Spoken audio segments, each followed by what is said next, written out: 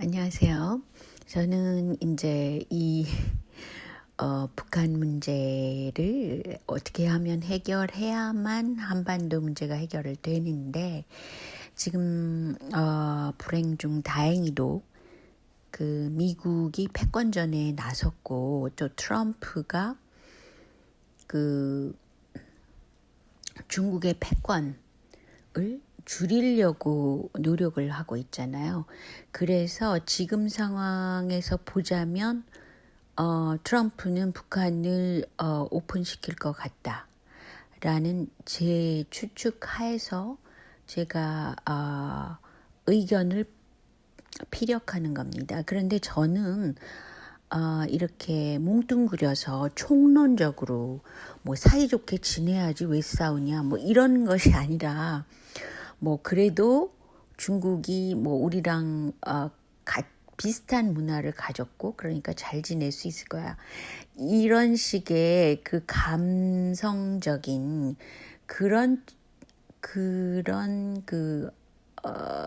뭐라 그러나요? 그런 쪽으로 제가 생각하는 사람이 제가 아니에요. 저는 오히려 강론에 굉장히 충실해서 총론까지 가야 된다고 보는 사람이기 때문에 이제껏 어떤 쪽에서 어떤 정당이 특히 미국 같은 경우에는 미국 민주당이 대북 문제를 잘 해결한 건가, 미국 공화당이 잘 해결한 건가, 이것에 대해서 말하자면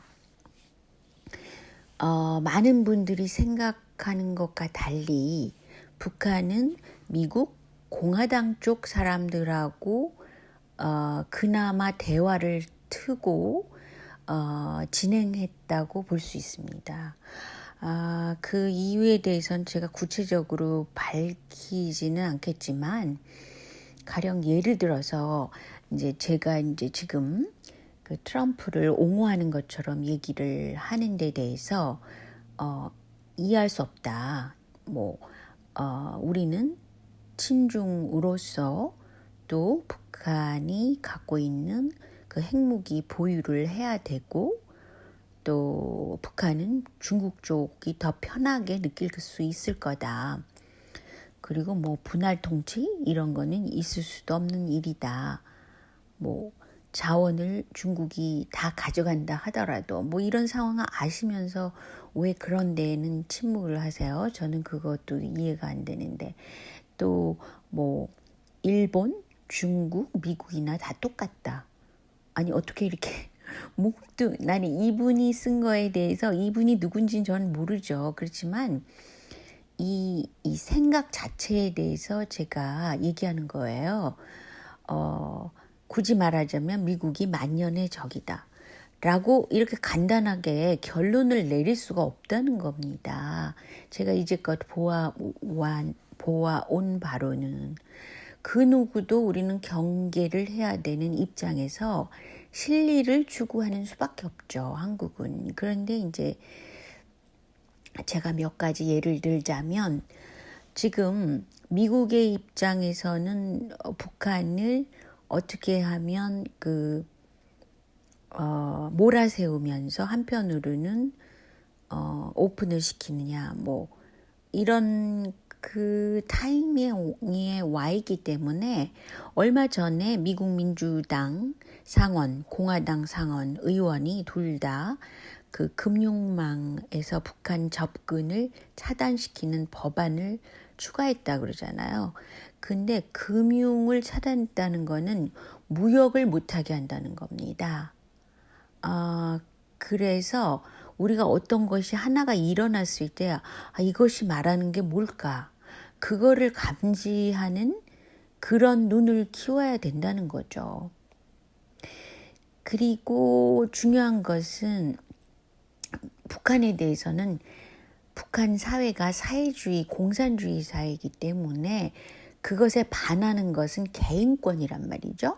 그래서 인권에 대해서 강조하는 것은 미국 민주당이에요. 오히려. 그래서 가령 Human Rights Watch라는 그 국제기구, 그러니까 국제인권기구죠.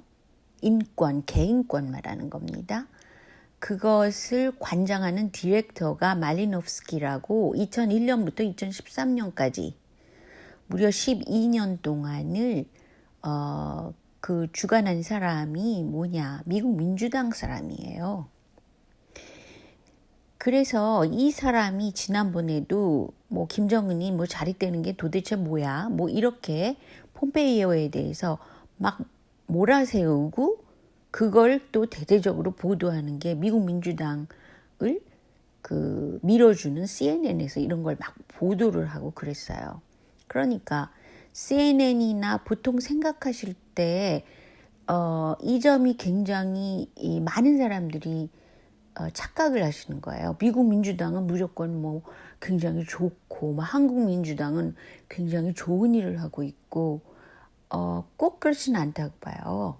제가 볼 때는. 근데 이제 한국 사정의 특수한 사정상 그 북한을 이해하지 않고 무조건 적국으로서만 보고 또 거기에 또 이권이 들어가서 그 돈이 누가 대주면 그것에 또 따르고 그런 사람들이 이 한국 그 사이비 보수 쪽 사람들이 많기 때문에 지금 많은 사람들이 남북 문제를 해결하는 거는 한국 민주당이다 이렇게 생각을 하시죠.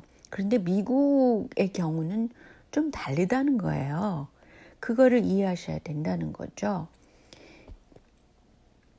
그래서 제가 볼 때는 오히려 미국 민주당 쪽에서 한 짓을 보면은 북한 문제를 더 꼬이게 해결 못하게 그렇게 만든 부분이 있다는 겁니다.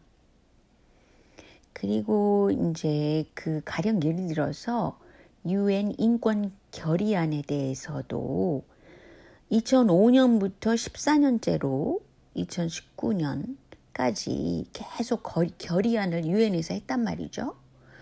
근데 유엔이라는 것은 미국 민주당세가 강한 그런 국제기구라는 거예요.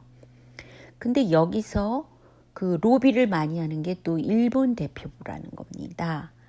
그래서 이런 거를 결의할 때도 보면 그 로비를 누가 많이 했으며 또 미국의 민주당이 주도를 해서 이렇게 하는 거구나 라는 것 정도는 이해를 하고 있어야 된다는 것이죠.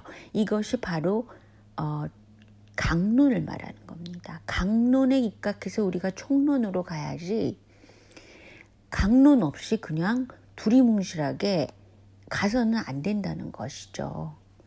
근데 이제 중국을 오픈할 때도 그랬지만 미국 민주당 쪽에서는 굉장히 친중 노선을 타고 있습니다. 그래서 가령 지금 현재 미국 민주당의 유력한 대선 주자라는 조 바이든의 경우도 중국은 우리 경쟁 상대가 아니다. 우리가 같이 가야 된다. 그런 식으로 얘기를 했어요. 근데 중국은 위협이 아니다라는 식으로요. 그렇지만 이 바이든의 발언은 미국 공화당 쪽에서는 깜짝 놀랄 얘기죠. 근데 내부 사정을 들여다보면 조 바이든의 아들이 그 친중 노선을 타고 중국에 굉장히 많은 돈을 투자를 했고 중국을 통해서 어떤 사업적인 그런 일에 얽혀 있습니다.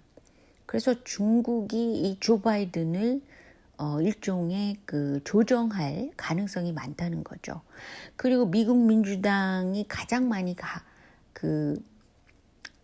강세인 데가 LA고 또 디즈니랜드가 있는 데고 미국 연예계에 그 연예인들이 많이 미국 민주당을 지지할 수밖에 없는 그런 구조를 갖고 있어요. 미국 민주당이.